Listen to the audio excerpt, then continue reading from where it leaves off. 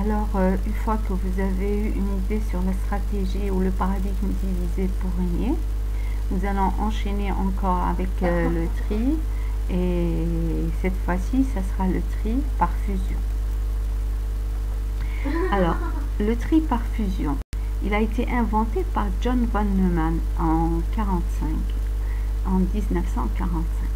Alors, ce nom, il doit vous dire quelque chose, sinon c'est à lui qu'on doit l'architecture de l'ordinateur. La première architecture, dans les versions actuelles, sont une amélioration. L'idée de von Neumann, c'était que l'ordinateur s'organisait en 4 parties: l'unité arithmétique et logique, l'unité de contrôle, la mémoire et les dispositifs d'entrée-sortie. Voilà. Maintenant aussi, on lui doit le tri par fusion. Alors, il consiste à faire quoi? Enfin, la méthode de tri consiste à faire quoi? C'est que on a au départ une liste d'éléments ou un tableau d'éléments, et donc on divise le tableau en deux et on trie les deux parties, les deux sous-tableaux, et une fois qu'on les aura triés, on fusionne le résultat, enfin les deux tableaux résultats, pour finalement avoir le tableau trié. Et bien sûr, le processus est récursif sur chaque partie du tableau qu'on obtient. C'est-à-dire, quand on divise le tableau, le premier tableau, le tableau initial en deux, on va prendre aussi chaque partie, chacune des deux parties, et la rediviser à son tour. Et ainsi de suite. Bon, on va commencer par diviser jusqu'à l'obtention d'un tableau à un seul élément, d'accord, sur chaque partie, en la subdivisant plusieurs fois ou récursivement. On s'arrête quand le tableau devient réduit et ne contient qu'un seul élément, c'est-à-dire un singleton, c'est-à-dire il n'y aura qu'un seul élément dans le tableau. Une fois qu'on aura un seul élément dans le tableau, on va procéder à une fusion. Alors, la fusion, c'est reconstituer le tableau à partir des résultats des tris des sous-tableaux, en respectant l'ordre des éléments. C'est-à-dire la fonction fusion ou le processus de fusion ou le procédé de fusion, c'est regrouper les éléments, les sous-tableaux, c'est-à-dire déjà triés, et bien sûr en respectant l'ordre des éléments pour finir, pour obtenir un tableau bien trié. Bon, maintenant, pour avoir une idée plus claire du principe du tri par fusion, alors je vous propose cet exemple. Alors, moi j'ai ici un tableau de 10 valeurs, on va dire 10 valeurs, et donc je vais le diviser en deux. Alors, on le divise en deux, on va obtenir deux parties, c'est-à-dire si lui, il est de taille n, les deux sous-tableaux obtenus sont de taille n sur 2, d'accord? Alors, et je vais prendre chaque partie d'un côté, alors, chaque partie, et refaire le même principe, c'est-à-dire appliquer le même principe aux deux parties. Et donc, je prends la première partie qui est à droite, là où il y a 4, 2, 6, 5, 8, rediviser le tableau en deux. Mais là, je voudrais juste préciser que quand je prends n et je fais n sur 2, ou je prends par troncature, c'est-à-dire par exemple si j'ai 5, je divise 5 par 2, j'aurai 2,5, donc je prends 2. Un tableau, celui de gauche a 2 éléments, celui de droite a 3 éléments. Ou bien je procède par arrondi, pas de différence. Hein. Si je procède par arrondi, c'est-à-dire 5 divisé par 2, c'est 2,5, je l'arrondis à 3. Et donc je prendrai 3 éléments dans la partie gauche, dans le tableau de gauche, et 2 éléments dans la partie ou le tableau de droite. Il n'y a pas de problème, c'est la même chose, d'accord? Donc que ce soit par arrondi ou par troncature, le résultat serait le même. Et donc si le tableau est de taille paire ou impaire, et donc il n'y a pas de souci pour le milieu, d'accord? Voilà. Alors je prends la partie, donc je reprends donc le principe. Alors je prends la partie, les deux parties, chacune de son côté. Je vais rediviser, donc utiliser le même principe. Et donc j'aurai n sur 2, qui est déjà 1 sur 2, divisé par 2. Donc je vais avoir cette partie-là, le tableau de gauche, et le tableau de droite qui contient 5, 8. Alors je prends aussi les deux sous-tableaux. Donc le premier de gauche qui a 4, 2, 6 comme élément. Et le deuxième, celui qui a 5, 8, ils seront encore redivisés à leur tour. Donc 4, 2, 6 divisé par 2, donc je vais prendre le premier sous-tableau qui sera avec 4, 2. Le deuxième contiendra un seul élément qui est 6. Donc là, j'ai obtenu un seul élément pour ce tableau-là, donc je m'arrête ici, d'accord? Pour le deuxième, je redivise, donc j'aurai 4, 2, et donc j'aurai des singletons, donc des tableaux, des sous-tableaux à un seul élément. Là, je m'arrête aussi. Le même processus pour les parties qui restent. 5, 8 divisé par 2, j'aurai 5 et 8. Donc, je m'arrête ici aussi. Donc, je réitère le processus jusqu'à l'obtention d'un tableau à un seul élément. C'est-à-dire, si je vais utiliser deux indices, début et fin. Donc le début de tableau au départ c'est 0, la fin du tableau c'est n-1, on sait, ou bien si vous voulez côté algorithme, le début du tableau c'est 1 et la fin du tableau c'est n, d'accord? Et donc à chaque fois on va diviser, on va avoir une nouvelle valeur de début, une nouvelle valeur de fin. Et on s'arrête, enfin on continue à réitérer tant que début est inférieur à fin. Tant que début est inférieur à fin, on redivise, d'accord, le tableau. On s'arrête quand on a début qui coïncide avec fin, c'est-à-dire on aura un seul élément dans le tableau. Voilà, et on calcule à chaque itération le milieu du tableau. Et donc, on calcule à chaque itération le milieu du tableau et on redivise à chaque fois les sous-tableaux qu'on obtient. Alors là, c'est le même principe pour toutes les parties qui restent. Et à partir d'une certaine étape, c'est-à-dire quand on obtient des sous-tableaux à un seul élément, on lance la fonction fusion, c'est-à-dire l'opération de fusion. Fusion des résultats obtenus, c'est-à-dire des sous-tableaux qui sont obtenus. Donc là, la première fusion va être ici, sur la partie la plus à gauche, 4 et 2. Donc, en fusionnant, je vais juste vérifier, d'accord, vérifier. Je ne prends les éléments que dans l'ordre, c'est-à-dire 2 et 4, je dois fusionner 2 et 4, et là, je dois vérifier lequel est inférieur, c'est-à-dire si c'est dans l'ordre croissant que je trie mon tableau. 4 est grand, donc je vais fusionner en prenant 2 le premier, la valeur de la première, et 4 en deuxième position. D'accord? Alors, le même principe pour les autres parties, 5 et 8. Je vais prendre donc 8 après 5. D'accord? Ici, j'ai 0 et 2. Donc, 0 et 2, l'ordre il est respecté. Donc, je prendrai 0, 2. Ici, pour 8 et 7, j'aurai 7 d'abord et 8 après. Donc, c'est au niveau c'est la fusion qui va tenir compte de l'ordre. D'accord? Avant, c'était juste subdiviser les sous-tableaux, chacun à son tour. Et après, maintenant, pour récupérer les résultats partiels, je procède à une fusion. Donc, et c'est là où je vérifie l'ordre des éléments pour constituer le tableau final. Alors ici, j'ai 2 et 4. J'ai un tableau à 2 éléments que je dois fusionner avec le singleton ou le tableau à un seul élément qui contient 6. Et donc 2, 4, 6, c'est bon. Donc je vais avoir le tableau à 3 éléments, 2, 4, 6.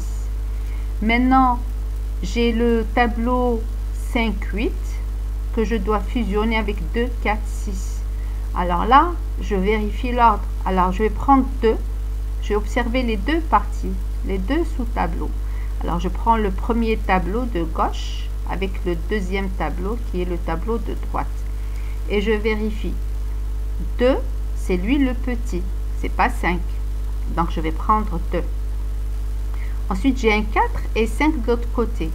4, c'est petit. Par rapport à 5, je prends le 4. Là, j'ai un 6. Et là, je n'ai pas encore utilisé les éléments de la deuxième partie. Donc là, 6 avec 5. Donc 5, je vais prendre donc de la deuxième partie l'élément 5. Et je vais le mettre. Ensuite, je vais encore, je ne l'ai pas épuisé cette valeur 6. Elle y est toujours, elle attend. Donc elle attend. Donc une fois que j'ai mis 5, je vais voir 6 avec 8. Ben oui, je vais placer 6 et à la fin 8. J'ai donc un sous-tableau, après fusion, j'ai obtenu un tableau. Et là, je vais continuer à fusionner. Alors, ces deux-là, partie droite, là, j'ai 2, 6 qui a été fusionné, 0, 2 qui a été fusionné ici. Et là, j'ai 7, 8 qui a été fusionné. Je vais les fusionner ensemble. Alors, j'aurai 0, 2 avec 6 qui est là. Il ne faut pas oublier que j'ai un 6 ici. Donc 0,2 avec l'élément qui a le tableau qui est à côté, c'est 6. Donc 0,2 et 6. Respectant l'ordre. Ensuite, j'ai obtenu 0,2, 6. Je vais voir. J'ai à fusionner 0,2, 6 avec ce qu'il y a dans le tableau de la partie droite qui est 7, 8. 0,2, 6. Comme par hasard, l'ordre y est toujours. 7, 8. Donc j'aurai 0,2, 6, 7, 8. D'accord? Je continue, donc j'ai obtenu deux parties encore que je dois fusionner. Je vais donc observer, la première partie et la deuxième. Dans la première partie, j'ai le premier élément qui est 2, alors que dans la deuxième partie, j'ai le premier élément qui est 0. Et donc là, je vais placer d'abord le 0, ensuite, je vais voir. Une fois que j'ai épuisé le 0, je vais même là, je vais me mettre ici, sur le 2. Et là, j'ai encore un 2 que je n'ai pas encore utilisé. Donc, je vais prendre 2. Est-ce qu'il est petit par rapport à 2? Donc, inférieur ou égal, je vais prendre 2. Et là, je serai sur le 4. Mais là, je suis toujours sur le 2 que je n'ai pas pris. Alors, 2, est-ce qu'il est petit par rapport à 4? Oui, donc je vais prendre le deuxième 2. Ensuite, je suis sur le 4 que je n'ai pas encore pris. Alors, 4 par rapport à 6. Donc, je vais prendre 4. D'accord? 4. Et donc, je suis sur le 5 et je suis toujours à 6. Je n'ai pas encore consommé le 6. Et donc, 5 ou 6, je vais prendre 5. Donc, je prends 5 et j'avance. J'ai un 6 par là et un 6 par là. Donc, je vais prendre le 6 et continuer sur le 8. 8 et je suis là sur toujours le 6. Je ne vais pas avancer. Donc, je n'ai pas pris de la deuxième partie, j'avance pas. J'ai un 6, j'ai un 8 ici et j'ai un 6 qui n'est pas épuisé, qui n'a pas encore été pris. Donc, je vais prendre donc le 6. Ici, je suis toujours à 8 parce que je ne l'ai pas encore pris. Et là, j'ai un 7. 7 est inférieur. Je vais prendre le 7. J'avance ici sur le 8 sur la partie droite et je suis au niveau de 8 sur la partie gauche. Donc, 8 inférieur ou égal à 8. Je vais prendre 8. Je le place. Donc là, il s'est épuisé ce tableau. Quand un tableau s'épuise dans la procédure fusion, le procédé de fusion, quand l'un des tableaux s'épuise avant l'autre, je prends tout ce qui reste dans le deuxième tableau. D'accord? Et pareil, si c'était le tableau de gauche qui est encore qui ne s'est pas épuisé, mais le tableau de droite vient de s'épuiser, je prends tout ce qui reste, je l'ajoute, qui se trouve dans le tableau de gauche. D'accord? Et donc, j'aurai 8 puis 8. Donc là, je viens de récupérer tous les éléments dans l'ordre en faisant la fusion. Voilà. En appliquant le procédé de la fusion. Maintenant, remarquez s'il vous plaît qu'on a des duplications de valeurs. Moi, j'ai pris exprès un exemple où il y avait des valeurs identiques. Et là, j'ai pris des valeurs identiques exprès pour voir si ce tri est stable ou pas.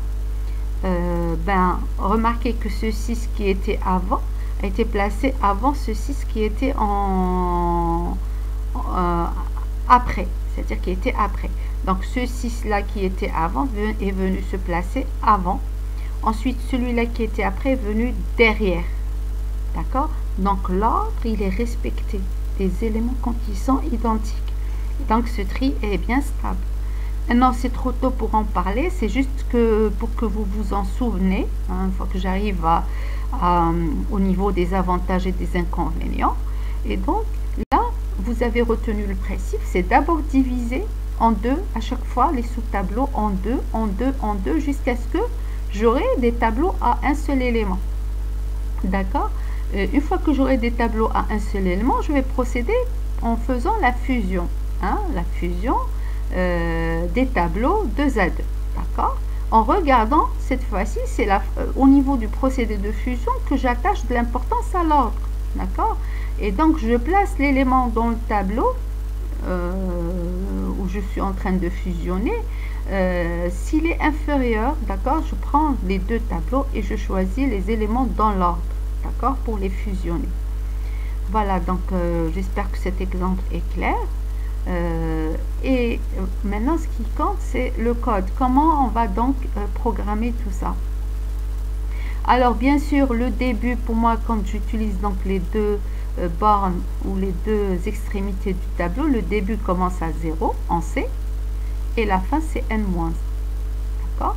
Et donc la fonction merge sort, hein, la fonction qui fait ce tri là, elle va manipuler les deux bords, début et fin, les deux extrémités.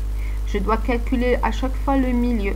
Donc tant que je suis à l'intérieur du tableau, c'est-à-dire début est inférieur à fin, toujours, parce que quand il devient début devient égal à fin, je sors, hein, je vais avoir un seul élément, ça veut dire j'arrête, le tri s'arrête. Donc une fois qu'on obtient un tableau, un seul élément, il va s'arrêter. Mais tant que c'est pas encore un seul élément, il faut calculer le milieu. Milieu, c'est début plus fin sur 2. Je vous rappelle qu'il n'y a pas d'importance que si le milieu est pris par troncature ou par arrondi. Par exemple, si j'ai un tableau de taille 6, 6 divisé par 2, c'est 3. Maintenant, si j'ai un tableau de taille 7, j'aurai 3,5. Donc, soit je prends le 3, soit je prends le 4 par arrondi. Il n'y a pas de problème, l'algorithme sera toujours, fera toujours le même, il fera toujours le même travail, hein, et le résultat sera toujours le même. Alors, là, je calcule le milieu, c'est pour diviser le tableau en deux. Alors, je procède au tri de la première partie, la partie début jusqu'à milieu, c'est-à-dire la partie gauche, d'accord, le sous-tableau gauche. Et en même temps, je trie aussi, je lance le tri sur le tableau de droite, c'est-à-dire de milieu plus 1 vers fin. Donc, c'est récursif, le procédé est récursif pour les deux, hein, merge sort récursif pour les deux parties qui vont se rediviser, etc. jusqu'à ce que je tombe sur un début qui est égal à fin, je m'arrête. Maintenant, il faut que j'aurai des tableaux ou des sous-tableaux à un seul élément. Je vais procéder, c'est la fusion qui démarre, le processus de fusion qui démarre ou qui est lancé. Alors, la fusion, elle prend les deux sous-tableaux obtenus. Hein, les deux sous-tableaux, elle va opérer sur les deux sous-tableaux pour fusionner. Et j'ai dit que pour fusionner, c'est là où on attache de l'importance à l'ordre des éléments. Je prends, si c'est un ordre croissant que je veux, je prends les éléments, je procède donc en commençant par les petits, le inférieur, et puis etc. Hein, je choisis toujours, j'observe dans les deux tableaux lequel est le plus petit et je le place. D'accord? Voilà, là c'est la fonction merge sort et ensuite là il faut faire le code de la fonction fusion, c'est-à-dire qui procède à la fusion. Et là, il faut très bien comprendre le principe de fusion, comment elle va opérer. Alors là, j'ai essayé de vous donner une fonction fusion la plus simple possible pour pouvoir la comprendre et bien la comprendre, d'accord?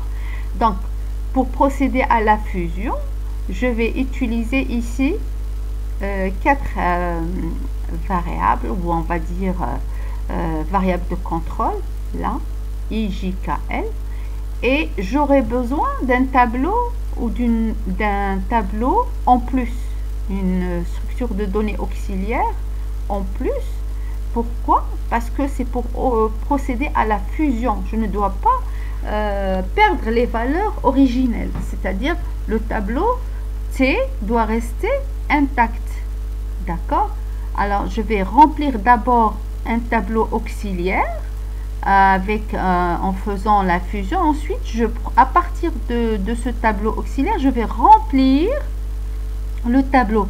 Pourquoi je préserve le tableau T? Parce qu'en fait, j'en aurai toujours besoin. Je dois travailler, je dois avoir les éléments de T intacts. D'accord? Et la fusion va opérer sur un tableau que j'ai appelé OX ici, en plus. Et là, je vais remplir OX à partir des éléments T, de T. C'est pour ça que j'aurai besoin d'un tableau supplémentaire, parce que je ne dois pas écraser ce qu'il y a dans T, ni perdre d'ailleurs les éléments qui sont dans T. Alors, j'utilise un tableau en plus. Alors, le I, la variable de contrôle ou le compteur I démarre à début, à l'extrémité gauche du tableau. Le J, parce que j'ai deux parties à fusionner, j'ai toujours une partie à gauche et une partie à droite. Donc le I, il démarre à début pour la partie gauche, et le J, il va démarrer sur la partie droite, la deuxième partie. Donc il va démarrer à milieu plus 1, parce que la première partie commence à début et se termine à milieu. La deuxième partie, elle démarre à milieu plus 1 et s'arrête à fin. Et donc, I démarre à début et J à milieu plus 1. Je suis sur la deuxième partie ici. Et K, c'est la variable K, c'est elle avec laquelle je vais remplir le OX, le tableau ou la variable tableau auxiliaire. Le tableau que j'ai utilisé en plus pour travailler ou pour faire la fusion. Donc, K démarre à partir de début pour remplir le tableau OX. D'accord? Et donc, tant que I n'a pas dépassé milieu, tant que je suis toujours sur la partie de gauche, le tableau de gauche, le sous-tableau de gauche, et tant que J est toujours inférieur ou égal à fin, c'est-à-dire tant que le J qui parcourt le sous-tableau droit n'est pas arrivé à la fin, c'est-à-dire toujours, donc qu'est-ce que je vais faire? Je vais tester le T de I avec le T de J, c'est-à-dire l'élément qui est sur le tableau, la partie gauche, avec l'élément qui est sur le tableau ou dans le tableau de la partie droite. Lequel est petit? Si T de I est petit, je vais mettre T de I dans OX de K. K, il a démarré à début, rappelez-vous. Après, à chaque fois que je remplis une case de OX, K va se passer à K plus 1. Alors, j'ai pris, ici attention, j'ai pris T de I. Ça veut dire que T de J n'est pas encore pris. Il est en train d'attendre. D'accord? J'ai pris le T de I. Donc, et quand je prends un élément de la partie gauche, il faut que j'avance sur le prochain. C'est-à-dire, je me mets sur le T de I plus 1. Parce que celui-là, ça y est, il est consommé. Il est pris. Il faut que je me mette sur le prochain. Le T de I plus 1. Alors, si par contre, le T de I est grand, je vais prendre un élément de la partie droite, c'est-à-dire le deuxième tableau. Je vais prendre le T de J, c'est-à-dire que je vais mettre dans OX de K le T de J. Et une fois que j'ai consommé le T de J, il faut que je me mette sur le T de J plus 1. Parce que j'ai pris le T de J. Maintenant, il faut que je me déplace vers le T de J plus 1. D'accord? Et ainsi de suite, je vais boucler à faire ça, vérifier lequel est petit pour remplir OX. Et bien sûr, pour remplir le OX, n'oubliez pas qu'il faut ajouter, pardon, là, qui n'apparaît pas, attention, ça n'apparaît pas, c'est K++ qui est en bas, c'est-à-dire je reviens, après cette accolade, il y a K++, qui n'apparaît pas, c'est K++, ça veut dire que j'incrémente le K, c'est-à-dire pour passer à l'élément OX de K plus 1. Donc, après cette accolade que je suis en train de préciser ici, d'accord, j'ai à mettre K++. D'accord? J'ai à mettre K++. Donc, K il commence à début et à chaque fois que je remplis une case de OX, il va passer à K+1 ici. D'accord? Donc, normalement, parce que là, ça n'apparaît pas sur mon écran ici, c'est K++. Ensuite, je ferme l'accolade, cette accolade, c'est-à-dire cette accolade après K++. D'accord? J'ai après, donc ici, ça c'est l'accolade de la partie else. Ensuite, j'ai en bas K++. Ensuite, je ferme l'accolade de ce while là. C'est-à-dire, je vais tourner dans la boucle while ici tant que le i est inférieur ou égal à milieu et j est inférieur ou égal à fin. D'accord? Ensuite, maintenant, une fois que j'ai mis K++ et j'ai fermé l'accolade de la boucle, d'accord, du while, je dois voir lequel d'état. Peut-être qu'il y a une partie qui est plus courte que l'autre. D'accord? Par exemple, imaginez que le tableau de gauche se termine avant le tableau de droite ou bien le tableau de droite se termine avant le tableau de gauche. Là, il faut que je récupère les éléments. Hein, si jamais c'est le tableau de gauche qui s'est terminé, je prends tout ce qui reste du tableau de droite. Sinon, si c'est le tableau de droite qui s'est terminé avant, je prends tout ce qui reste du tableau de gauche. Et donc, c'est ça ce que je fais ici. If i est inférieur à milieu, ça veut dire quoi?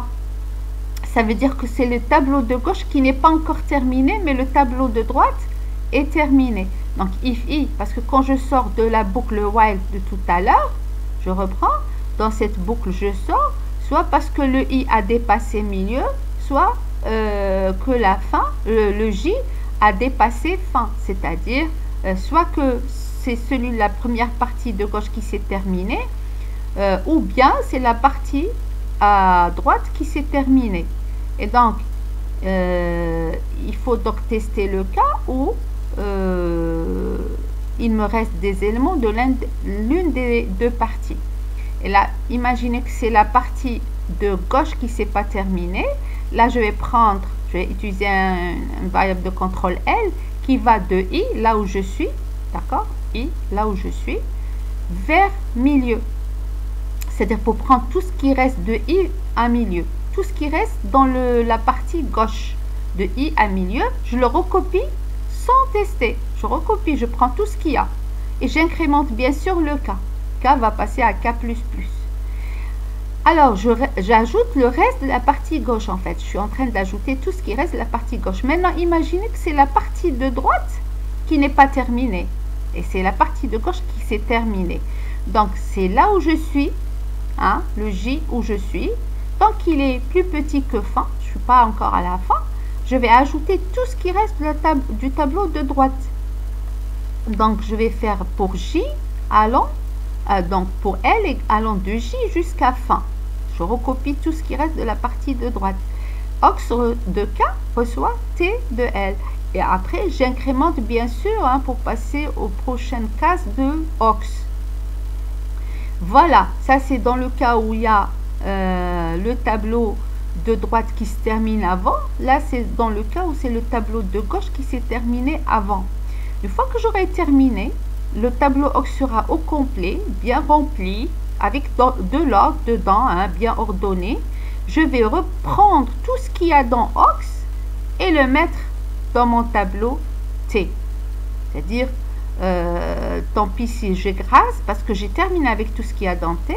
Hein, tant pis si j'écrase. Là, j'ai l'intention de recopier tout ce qu'il y a dans Ox, dans T, et ça sera finalement mon tableau trié.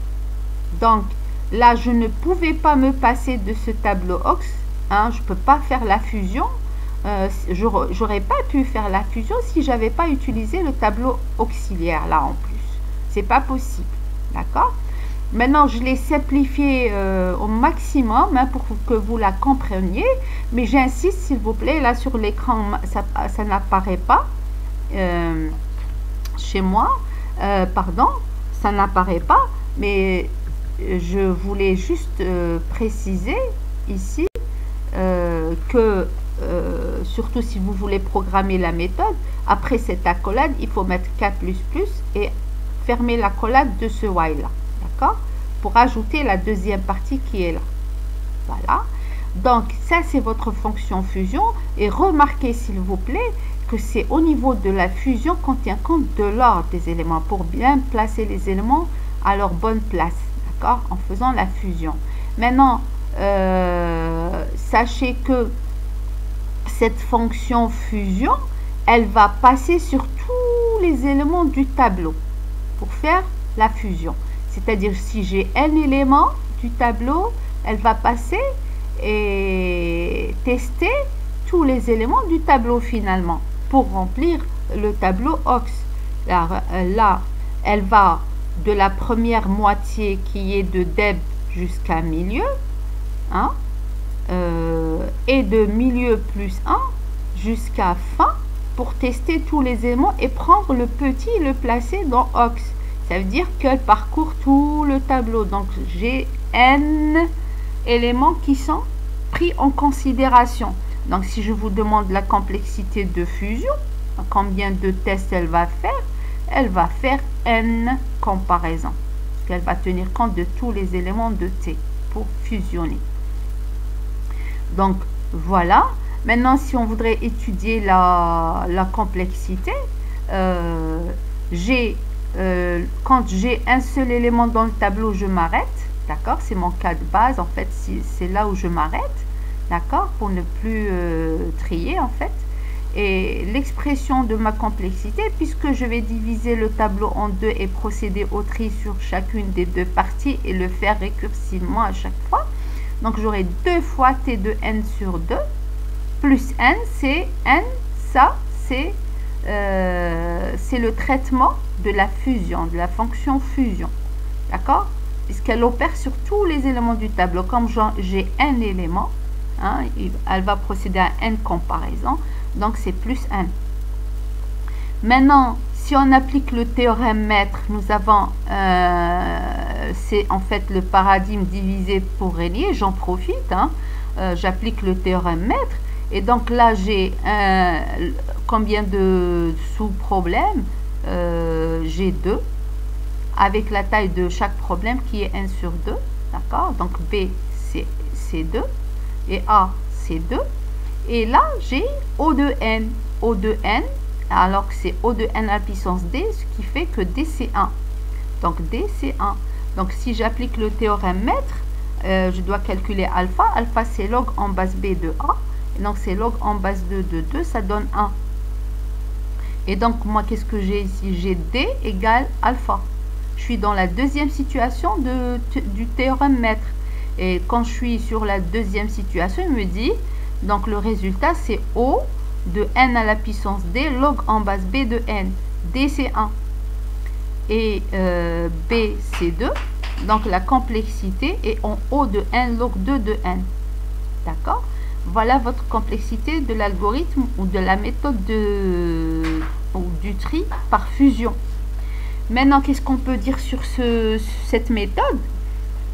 Bon, c'est une méthode qui a l'air d'être rapide, c'est vrai, hein, parce que le tableau est chaque fois... Rappelez-vous la dichotomie, pourquoi elle est rapide? La dichotomie est rapide parce qu'en fait, elle divise à chaque fois le tableau en deux. En plus, bon, elle a un défaut, on le sait, c'est qu'elle opère sur un tableau déjà trié. Hein, d'accord? Donc, par exemple, pour appliquer la dichotomie, il faut lancer un algorithme de tri d'abord et procéder à la recherche par dichotomie. Hein. Donc, ici, le tri par fusion opère aussi de la même manière. Il va diviser le tableau à chaque fois par 2. Donc, il y a 2 fois plus de gain de temps à chaque étape, à chaque itération. Et donc, nous avons une complexité quasi linéaire. On n'est plus sur le quadratique, on est sur du quasi linéaire. Alors, qu'est-ce qu'on peut dire sur ce tri? C'est vrai qu'il est rapide. Maintenant, pire cas, en général, on juge les tris, ou en général, je vous ai dit, on juge un algorithme surtout par le pire des cas.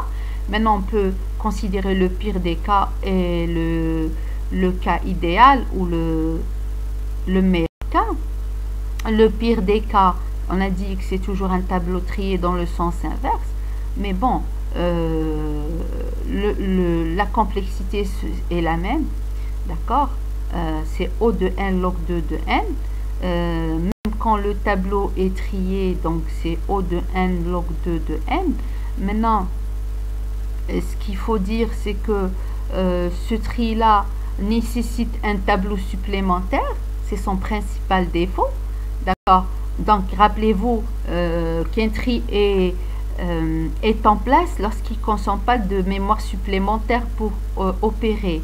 Maintenant, ici, celui-là, il avait besoin d'un tableau, tout un tableau, pas une seule case mémoire pour travailler ou faire une permutation, mais non. Il avait besoin de tout un tableau que j'ai appelé OX dans le programme. Ce qui implique qu'il consomme, parce que imaginez que vous avez un tableau d'1 million de valeurs, il aura besoin d'un tableau, un deuxième tableau d'1 million de valeurs pour travailler. C'est énorme, d'accord? Et donc c'est ça son principal défaut.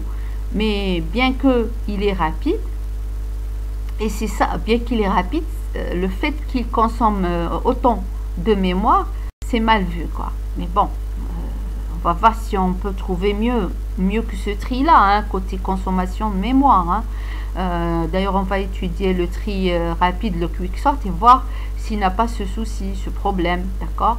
Voilà, donc sur ça, j'arrête pour présenter le prochain tri. Et surtout, rappelez-vous que ce tri-là, il emploie, ou plutôt c'est un tri avec la stratégie diviser pour régner, d'accord? Il est la complexité est quasi linéaire. Il utilise un tableau supplémentaire pour opérer, mais il est en place, il n'est pas en place, pardon, c'est ça, parce qu'il utilise un tableau supplémentaire, mais il est stable, d'accord? Surtout ça, il est stable. Alors, je vous remercie et à très bientôt.